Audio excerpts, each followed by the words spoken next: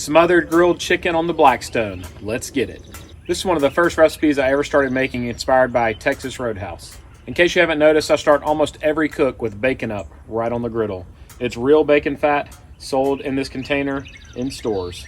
You can also find it in my Amazon storefront using the link in my bio. Starting with our vegetables today, I have 1 whole sweet onion, 2 bell peppers, and 1 container of sliced baby bella mushrooms. We're gonna add some butter and some salt and pepper.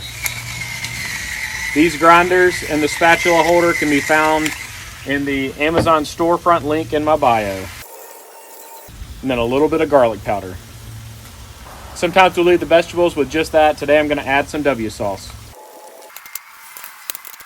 Now for the chicken, I had 2 large boneless, skinless chicken breasts. I sliced them thinner and I put my favorite marinade on them for about 5 hours today.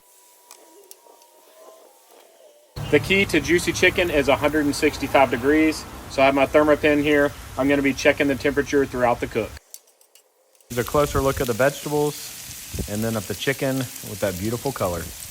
When the chicken's closer to being done, I like to combine them all together to get some of the flavor from those vegetables cooked into the chicken. It also helps keep the chicken from drying out. I'm gonna take a quick temperature reading of each piece. The chicken's within a few degrees of being done. So I'm gonna cover them up. Then I'm gonna take provolone cheese and lay it across the top.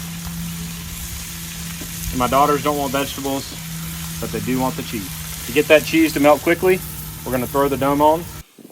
The cheese is melted, the vegetables are done, the chicken's done. Let's eat, y'all. I wore my Cooking with Daryl shirt today, so we'll throw in a, are you kidding me?